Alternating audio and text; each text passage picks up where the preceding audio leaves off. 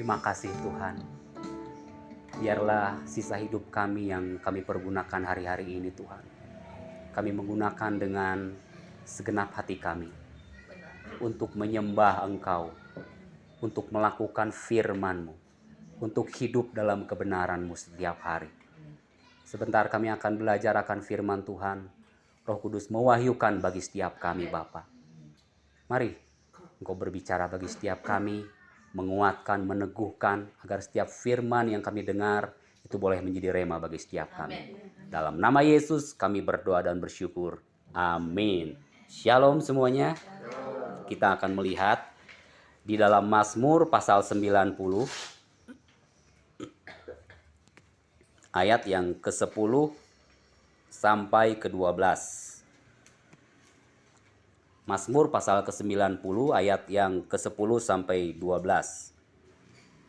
Kalau sudah menemukan, yuk kita akan baca bersama-sama ya. Mazmur pasal 90 ayat 10 sampai ke-12. 1, 2, 3. Masa hidup kami 70 tahun, dan jika kami kuat 80 tahun. Dan kebanggaannya adalah kesukaran dan penderitaan, sebab berlalunya buru-buru, dan kami melayang lenyap. Siapakah yang mengenal kekuatan murka-Mu dan takut kepada gemas-Mu? Ajarlah kami menghitung hari-hari kami sedemikian, hingga kami beroleh hati yang bijaksana. Ya. Tadi pagi sebelum saya berangkat ke sini, biasa kan saya suka cek HP gitu kan, WhatsApp. Nah, saya dapat kiriman dari sebuah grup, yaitu artis yang terkenal, Bob Tutupoli. Pasti tahu kan? Ternyata hari ini sedang duduk di kursi roda. Stroke. Ketika saya lihat video itu, aduh, udah nggak berdaya apa-apa. Di sebelahnya tuh ada apa? Perempuan dan laki-laki yang sedang main gitar, menyanyikan sebuah lagu gitu ya. Ya namanya orang stroke kan, udah duduk di kursi roda, hanya up aja gitu nyanyi yang keluar dari mulutnya itu. Ketika saya melihat itu, benar apa yang dikatakan oleh firman yang kita baca dari Mazmur 90 ayat 10 sampai 12 ini ya. Masa hidup kami itu 70 tahun, dikatakan firman Allah. Jika kami kuat 80 tahun. Dan kebanggaannya adalah kesukaran dan penderitaan. Sebab berlalunya buru-buru dan kami melayang lenyap. 1 tahun sebelum stroke dikatakan Bob Tutupuli itu masih manggung, saudaraku. Dan saya lihat videonya juga ya. Lagi nyanyi dengan anak kecil. Waduh, luar biasa. Itulah hidup manusia. Rapuh, lemah, tidak berdaya. Ya, itu hidup manusia, saudaraku. Jadi jangan pernah menganggap diri ini kuat. Ya. Jangan pernah menganggap diri ini mampu. Kenapa? Karena saudara dan saya diciptakan dari debu. Ingat, debu. Debu itu apa sih Bapak Ibu? Debu yang kita lihat di jalan itu, saudaraku. Pernah nggak ada orang yang menganggap debu itu berharga, kemudian diambil debu itu disimpan di dalam cepuk yang dalam emas gitu. Nih, saya punya debu, dibangga-banggain gitu. Nih, saya punya debu, nih keren nih debu. Pernah nggak? Debu itu diinjak. Ya, debu itu diinjak, debu itu disapu. Saudara pakai masker selain bukan karena COVID, ya karena debu juga. Ya, agar debu tuh nggak masuk. Kita kalau yang naik motor, naik mobil, itu tutup jendelanya, ada debu. Debu itu berarti apa? Nggak berharga. Itulah saudara dan saya. Ya, seperti yang dikatakan oleh firman Tuhan, kita tuh debu. Makanya pemazmur mengatakan seperti ini tuh agar orang-orang yang membaca ayat ini tuh sadar, manusia tuh debu. Bukan terbuat dari besi baja, bukan. Ketika saya lihat Bob Tutupoli seperti itu, saya disadarkan. Benar, hidup ini tuh fana ya. Hidup itu fana. Hidup manusia tuh ada batasnya. Ingat itu. Gak ada yang kekal, gak ada. Pernah ada orang yang menulis di sebuah tembok, aku ingin hidup 1000 tahun lagi. Itu keinginannya. Jangankan sampai 1000 tahun, baru nyampai 20 tahun aja udah dipanggil Tuhan. Ada yang baru usia bayi udah dipanggil Tuhan. Ya, itu manusia. Ingin berupaya merancangkan sesuai dengan kehendaknya. Tetapi yang menentukan, yang berdaulat itu adalah Tuhan. Ingat, dari ayat-ayat yang kita baca saya mengambil kesimpulan, hidup manusia itu ada batasnya. Makanya di dalam Ibrani 9 ayat 27 dikatakan, dan sama seperti manusia ditetapkan untuk mati hanya satu kali saja, dan sesudah itu dihakimi. Ibrani 9 ayat 27 berkata seperti itu. Hidup manusia ada batasnya. Sehebat apapun, seterkenal apapun, sepopuler apapun, engkau suatu saat akan dipanggil Tuhan. Marilyn Monroe, siapa yang nggak tahu? Pasti tahu ya, Marilyn Monroe. Saya ingat ketika itu Billy Graham tuh dapat bisikan Roh Kudus. Datang ke Marilyn Monroe, dia berkata, saya mendapat kesan Roh Kudus bahwa kamu tuh harus percaya Yesus. Tapi apa kata Marilyn Monroe? Udahlah, simpan Yesus kamu itu. Saudara, seminggu kemudian meninggal Marilyn Monroe. Aduh, hidup adalah kesempatan seperti apa yang lagu tadi kita nyanyikan tadi. Benar. Hidup itu ada batasnya. Jangan anggap merasa diri hari ini kita mungkin hebat, kuat, mampu. Ingat, itu tuh ada batasnya. Ditetapkan mati satu kali dan sesudah itu dihakimi. Saudara, mari. Seperti pujian yang tadi kita nyanyikan. Hidup ini adalah kesempatan. Bersyukur kalau hari ini saudara mempergunakan kesempatan itu untuk melayani Tuhan. Ya. Melayani Tuhan bukan berarti warawiri, tadi seperti kesaksian, waduh kesana kemari memberitakan, bukan. Melayani Tuhan berarti saudara punya hubungan pribadi dengan Tuhan setiap hari. Menyembahnya, memujinya, dan hidup di dalam kebenarannya, melakukan kehendaknya, saudaraku. Itu, ingat. Hidup itu ada batasnya. Dikatakan masa hidup kami itu 70 tahun. Jika kami kuat 80 tahun. Karena manusia sudah jatuh di dalam dosa. Sebelum jatuh di dalam dosa, unlimited itu umur manusia. Gak ada batasnya. Ribuan tahun bahkan kekal, Alkitab berkata, saudaraku. Tetapi sejak manusia jatuh di dalam dosa, Tuhan membatasi umur manusia. Hanya sampai 70 atau 80 tahun. Ya paling top 100 lah, ada yang sampai 120. Saya pernah lihat encim. Ya, itu pun udah kepayahan. Aduh, udah tinggal tulang. Gitu ya. Nah, itu makanya. Panjang umur itu pun udah kepayahan, tinggal diam, kulit berbalut tulang. Saya pernah lihat encim-encim udah 90. Aduh, udah jalannya kayak gini tuh. Kasihan. Makan aja udah susah. Iya. Jadi betul ayat ini. Kebanggaannya adalah kesukaran dan penderitaan. Itu yang harus dihadapi oleh kita. Makanya jangan pernah berharap hidup ini akan bebas dari persoalan. Mimpi. Pasti persoalan akan ada. Penderitaan, kesukaran itu memang udah takdirnya kalau boleh dikatakan. Makanya bayi waktu dia pertama kali lahir, bayi itu apa? Tertawa atau menangis? Menangis. Nggak ada bayi yang lahir ketawa, nggak ada, saudaraku. Iya, pasti ibu yang melahirkan ketakut. Ini keturunan jin atau siluman? Pastilah. Bayi yang lahir awal dia akan menangis. Karena secara naluri bayi itu sadar, aku akan menghadapi penderitaan, kesukaran, seperti yang dikatakan ayat ini.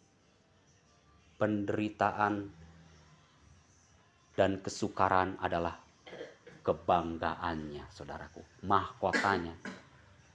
Jadi memang ini yang harus kita hadapi, saudaraku. Tapi bersyukur Anda dan saya punya Tuhan. Nah itu, saudaraku. Waktu kita menghadapi penderitaan dan kesukaran, kita tidak berjalan sendiri. Kita sanggup menanggung segala perkara. Paulus katakan, segala perkara dapat kutanggung di dalam Yesus yang memberi kekuatan kepadaku. Ya, langsung apal Ibu Nunung, luar biasa. Memang penderitaan dan kesukaran, tetapi orang-orang yang berjalan bersama Tuhan akan mampu. Ya, orang-orang yang berjalan Tuhan akan kuat menghadapi penderitaan dan kesukaran itu, saudaraku.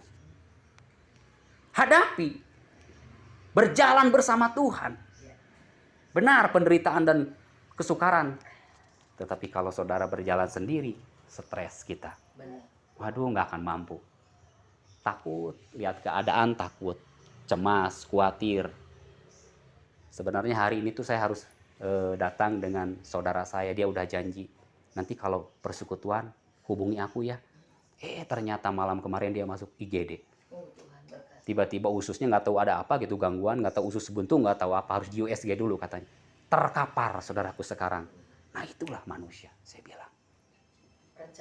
Nah itu, mau ikut persekutuan malah terkapar di Boromius tadi. Waktu dia nge-WA saya, maaf katanya, nggak bisa datang. Itulah manusia. Hidupnya 70 tahun, 80 tahun, kebanggaannya penderitaan, kesukaran. Waktu saya lihat itu benar ya, hidup ini aduh. Mumpung kita masih diberi nafas, biarlah hidup kita untuk melayani Tuhan. Amin. Memuliakan Tuhan, mengagungkan Tuhan. Berapa banyak orang yang menyia-nyiakan hidupnya, masih diberi kesehatan, masih diberi nafas. Dia anggap memang masih banyak uang. Wah, aku banyak uang. Wah, aku punya kekuasaan kan, aku bisa ngatur segala macam. Aku duduk di DPR nih, kebal hukum. Nggak tahu. Kamu tuh ada Tuhan. Benar nggak? Dikasih stroke aja, udah nggak bisa apa-apa. Ya, yang dulunya nyanyi hebat, bukan saya berarti apa? Itu favorit saya. Iya, bukan berarti saya memperbincangkan Bob Tutupoli, tapi saya belajar gitu kan. Hidup ini memang nggak, aduh apa sih yang dibanggakan? Dikasih stroke nggak bisa nyanyi, hanya au. Waktu saya lihat itu, aduh Tuhan, ini sisa hidup ini benar kita harus memuliakan Tuhan. Melayani Tuhan, beribadah seperti ini, itu tuh benar luar biasa saudaraku. Karena kebanggaannya tuh penderitaan dan kesukaran. Baru dikasih otak miring sedikit udah ketawa sendiri. Kayak orang gila, bener nggak? Stres, dicungkil sedikit sama Tuhan nih otak syarafnya. Kamu mah so jago, langsung diginiin udah ketawa sendiri. Ketawa sendiri saudara. Nggak berdaya, kita tuh debu. Tadi seperti saya katakan. Saudara dan saya tuh debu, mau sehebat apapun, seterkenal apapun, kita adalah debu. Ingat itu, saudara dan saya perlu Tuhan, diberkati Tuhan, kita harus dilindungi Tuhan. Itu yang harus ada dalam hidup kita, saudaraku. Debu tuh nggak berharga, nggak dianggap. Orang takut sama debu. Makanya saudara mandi sehari 3 kali biar nggak berdebu badannya. Coba kalau saudara nggak mandi sebulan, apa yang terjadi? Dekil. Kayak ada yang orang gila di pati ukur bertahun-tahun nggak mandi. Waduh, itu sampai hitam badannya. Ininya sampai gimbal, saudaraku. Ngeri sekali, saudaraku. Hari ini kita belajar, saudaraku, bahwa hidup manusia itu ada batasnya. Amin. Ya, ditetapkan mati hanya 1 kali. Dan sesudah itu dihakimi. Penderitaan dan kesukaran itulah yang harus dihadapi oleh manusia. Dan ayatnya berkata, berlalunya buru-buru. Waktu itu tidak terasa. Nggak terasa, saudaraku. Ya. Kita anggap, kenapa? 2 tahun nggak terasa. Iya, 2 tahun nggak terasa. Pandemi. Benernya kok, 2 tahun tak rasanya. Kayaknya baru kemarin. Nah itu, berlalunya tuh buru-buru. Betul. Nggak kerasa, berlalunya tuh buru-buru. Anak yang baru kita lahirkan, tiba-tiba udah pada ABG. Nah itu makanya. Kamu dulu segini katanya. Kamu udah segini. Nggak kerasa. Makanya betul, sebab berlalunya buru-buru dan kami melayang lenyap. Pemazmur berkata, saudaraku. Jadi jangan pernah mimpi bahwa kita tuh akan umur panjang. Kadang manusia lupa. Ya, dia anggap dirinya tuh akan umur panjang terus. Nggak pernah mati. Makanya perlu disadarkan oleh ayat ini. Kamu tuh pasti suatu saat mati. 70 tahun atau 80 tahun. Aduh, sebentar banget, saudaraku. Pernah ada orang yang dibawa ke dalam alam gaib, saudaraku. Dia anggap 1 jam. Padahal 1 minggu. Nah itu, perbedaan waktu alam gaib dengan fisik tuh beda. Makanya Tuhan pernah berkata di hadapan Tuhan, 1 hari itu sama 1000 tahun. 1000 tahun sama 1 hari. Memang beda alam roh itu. Waktu ada di alam gaib, dia rasa tuh baru 1 jam. Tapi padahal udah seminggu. Saudara. Waktu itu cepat, waktu itu berlalu, melayang lenyap seperti uap. Ibu-ibu yang masak indomie, masak air, coba lihat uapnya. Pas, lihat sebentar. hilang sebentar. Nanti Ibu Tagalung bikin kopi itu. Lihat ada uapnya ada sebentar, hilang lenyap, saudaraku. Jadi betul firman Allah ini, saudaraku. Kita diajar oleh firman Allah ini, saudaraku.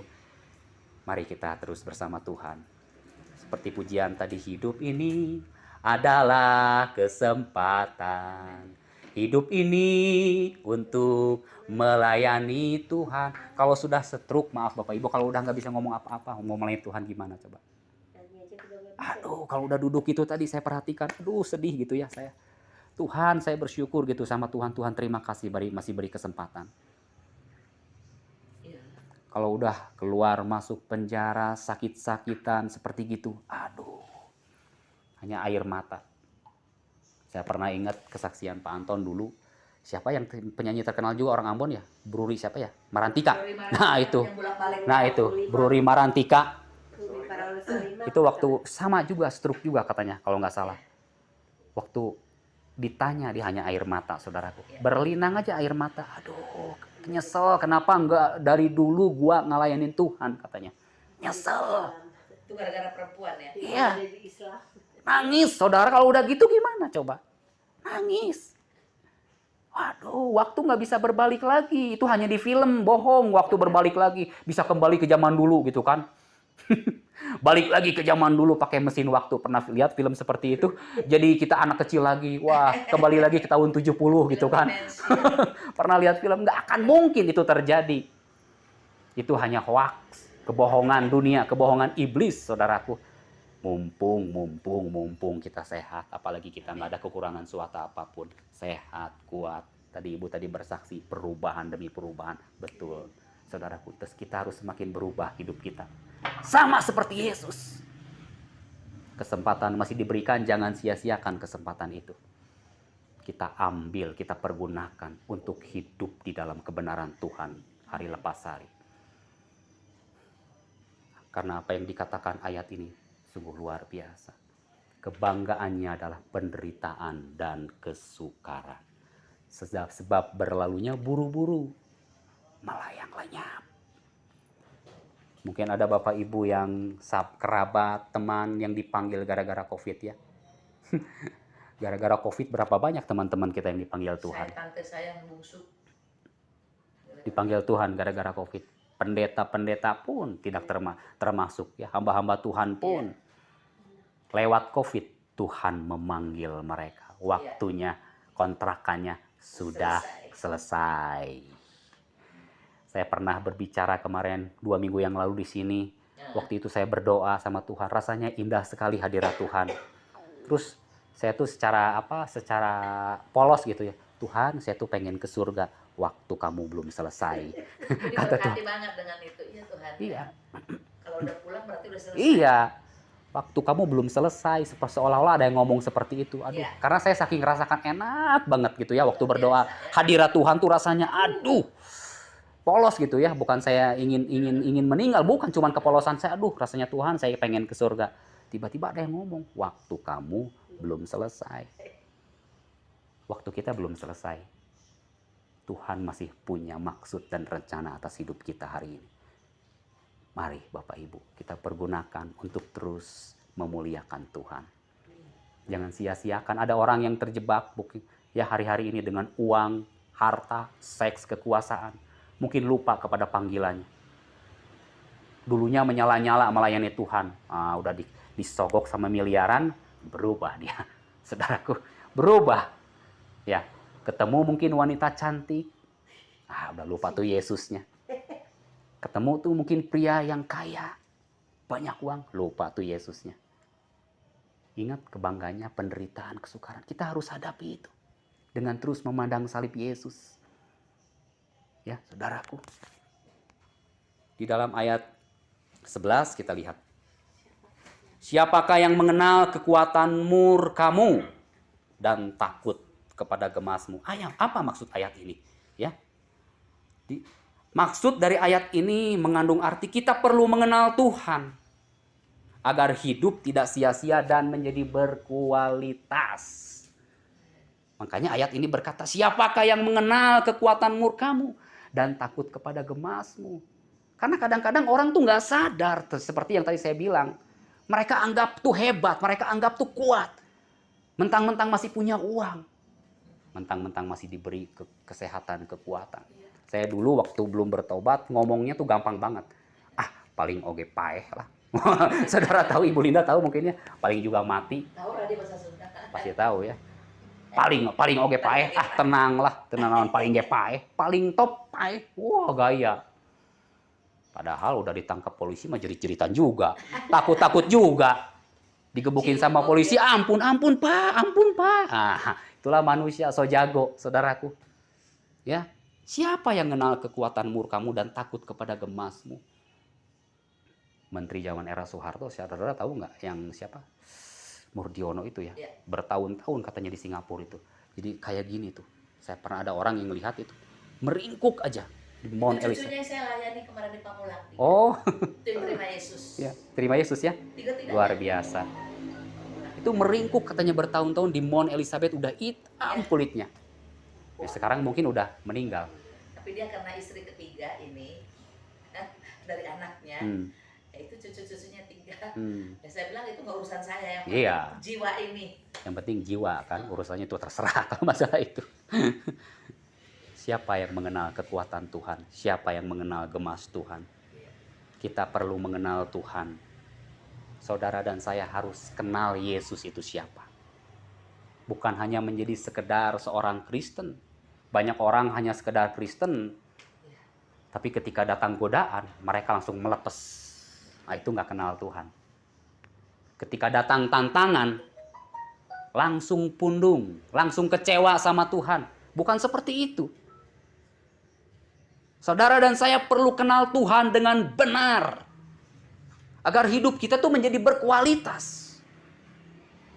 Waktu kita memprioritaskan Tuhan, saudara dan saya hidupnya akan semakin berkualitas. Benar. Karakternya semakin diubahkan.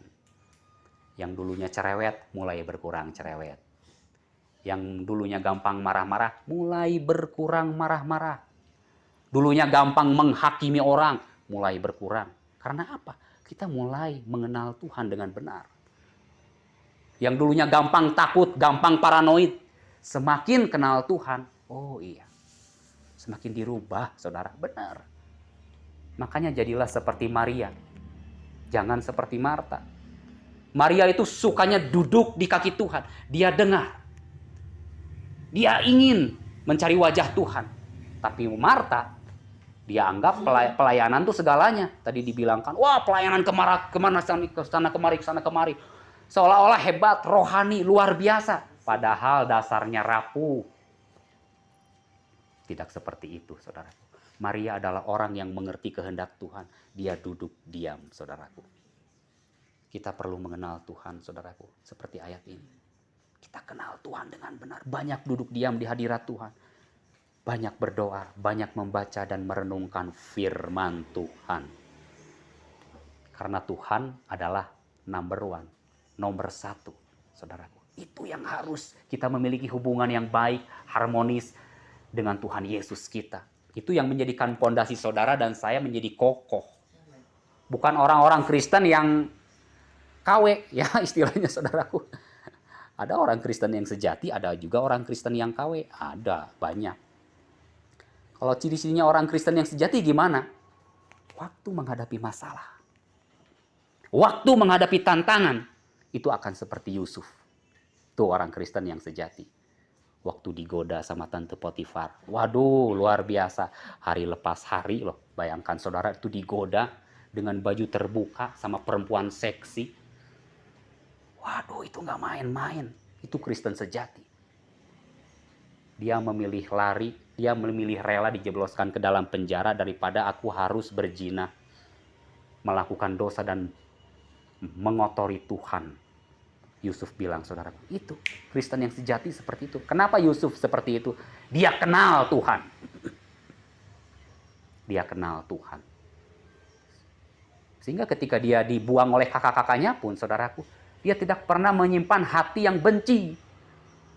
Allah kamu mereka-rekakan hal yang buruk terhadap aku. Tetapi Tuhan mereka-rekakan hal yang baik kepada aku. Luar biasa ini.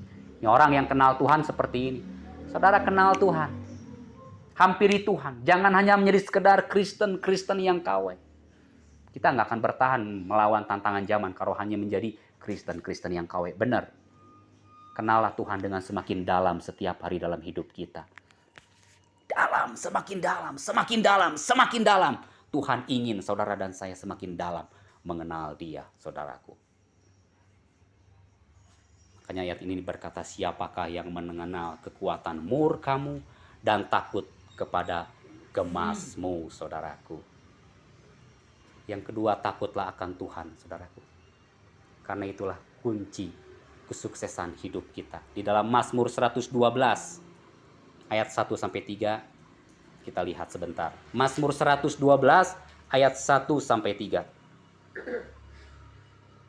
Haleluya. Berbahagialah orang yang takut akan Tuhan, yang sangat suka kepada segala perintahnya. Anak cucunya akan perkasa di bumi, angkatan orang benar akan diberkati.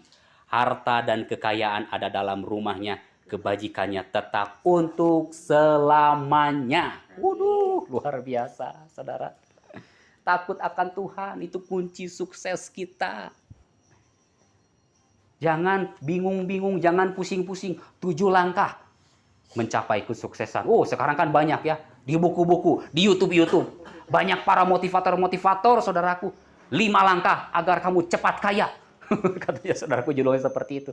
Bukan cepat kaya, akhirnya malah di penjara.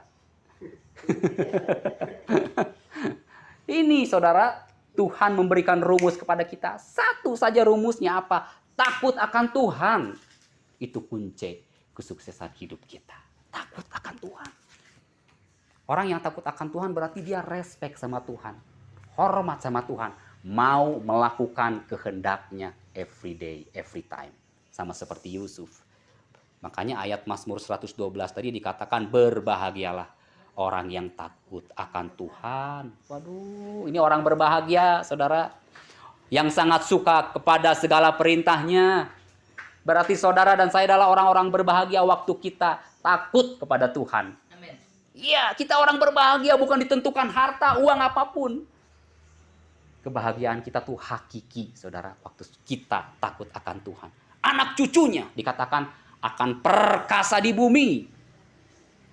Saya pernah membaca buku, saudaraku, keturunan penginjil ini di Amerika ya. Yang satu keturunan pemabuk. Wah, itu jauh. Saudaraku, yang satu keturunan penginjil, yang satu keturunan pemabuk. Yang dari keturunan penginjil banyak yang orang anak-anaknya cucunya jadi orang-orang hebat, saudaraku. Itu jadi apa? Duta besar, pengacara, penginjil yang kenamaan. Sebaliknya orang yang mabuk itu sama juga. Cucu-cucunya anak-anak itu keluar masuk penjara, narkoba, jadi pemerkosa, jadi psikopat. Waduh. Jadi kalau Anda dan saya takut akan Tuhan, itu tuh transfer. Memberikan dampak kepada anak cucu, mewariskan iman, saudaraku. Anak cucu kita tuh akan menjadi perkasa, ini yang disebutkan firman Allah. Menjadi orang-orang yang mengenal Tuhan, takut akan Tuhan. Angkatan orang benar akan diberkati, harta dan kekayaan ada dalam rumahnya. Kebajikannya tetap untuk selamanya. Luar biasa, saudaraku. Mari kita kenal Tuhan. Mari kita takut akan Tuhan. Dan jangan gegabah menjalani kehidupan ini, saudaraku. Efesus 5 ayat 15-16, coba kita lihat sebentar. Jangan gegabah menjalani kehidupan ini. Ibu Tagalung, coba tolong bacakan. Efesus 5 ayat 15-16.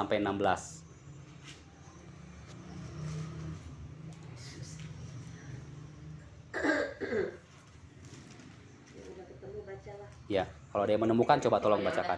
Ya, ya, Bu. Efesus 5 ayat 15-16 demikian firman Tuhan. Karena itu perhatikanlah dengan saksama bagaimana kamu hidup. Janganlah seperti orang bebal, tetapi seperti orang arif. Dan pergunakanlah waktu yang ada, karena hari-hari ini adalah jahat. Ya. Jangan gegabah menjalani kehidupan ini, saudaraku. Jangan Jangan seperti orang yang bebal gitu, saudaraku. Karena seperti ayat ini dikatakan perhatikan dengan seksama Bagaimana kamu hidup? Jangan seperti orang bebal, tapi seperti orang arif. Dikatakan. Orang bebal itu orang keras. Orang cek bahasa Sundana. Urat. Ah, jugul. Pedegong. Dikasih tahu nggak bisa. Dikasih gambaran dikasih gambaran yang lebih ini nggak bisa. Cek aing dodol.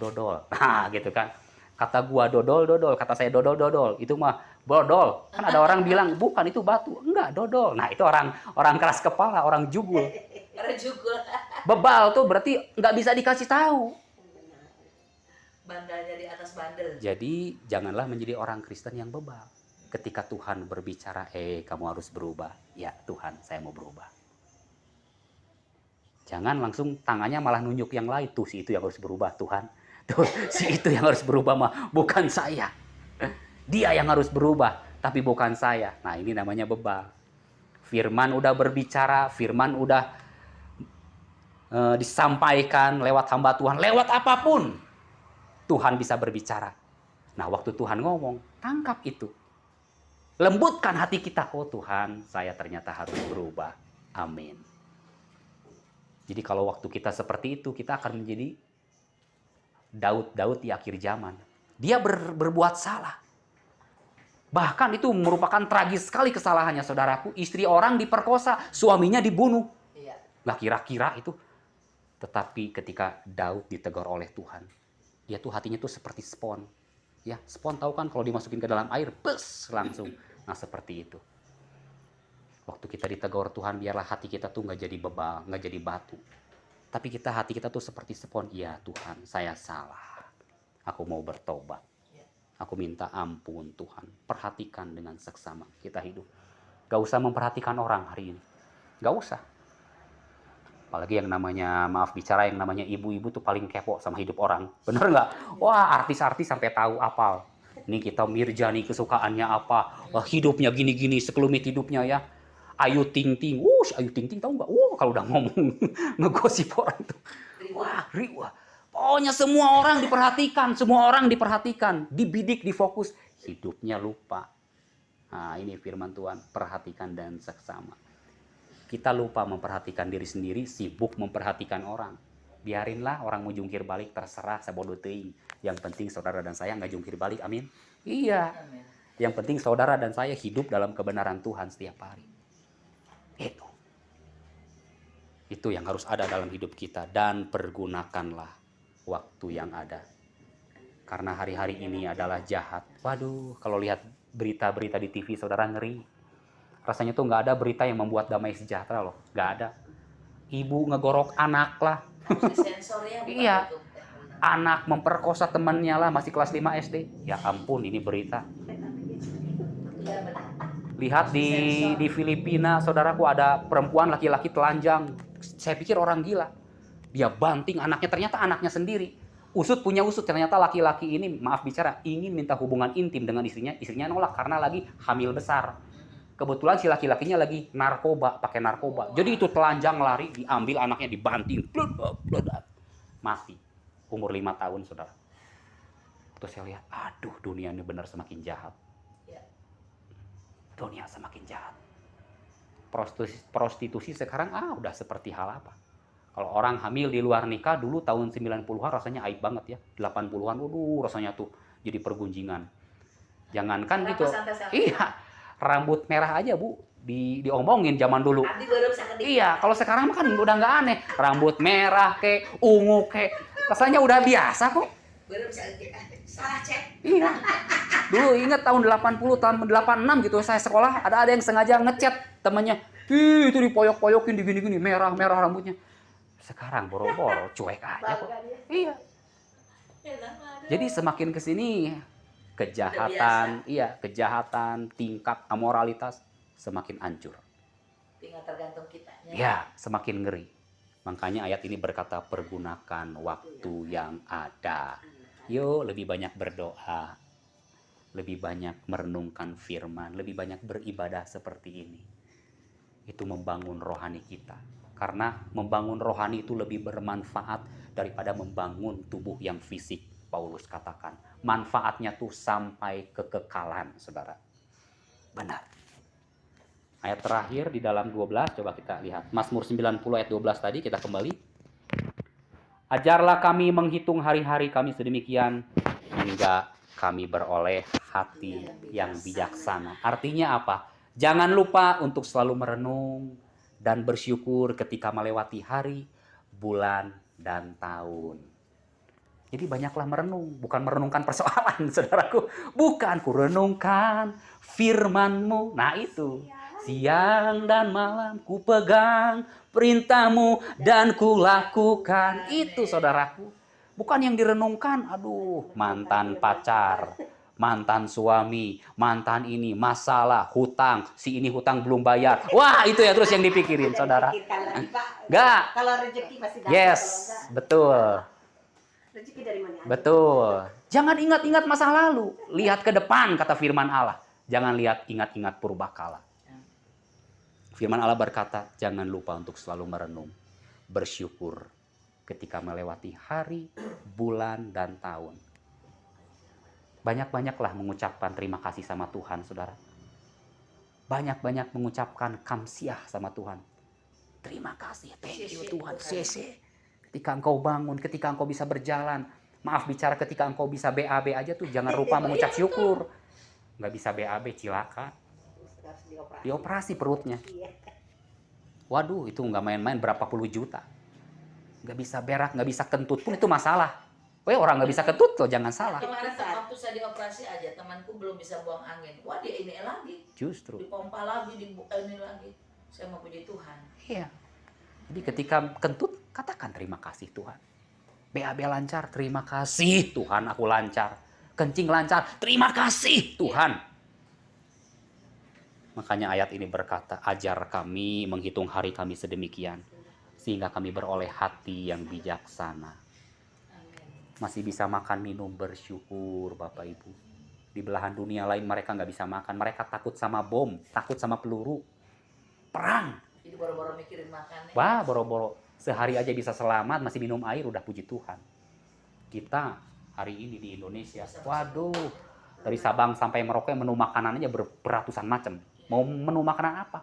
Gado-gado. Apalagi di Bandung bilang. Wah, Kulinernya. kota kuliner Bandung. Hebring. Coba, mau makan apa? Makanya orang-orang yang udah tinggal di luar negeri sering ingat ya sama Indonesia. Satenya, nasi gorengnya, loteknya, baksonya. Aduh, udah luar biasa. Iya. Nah itu. Di Wastu Kencana tuh ada bakso Mas Eko. Wah, itu mantap katanya. Udah pernah coba, Bu? Wah, mantap ya? Saya belum. Wah, nanti ke situ, Bu. Kita jajan di situ tuh. Enak, Bu ya? Wah.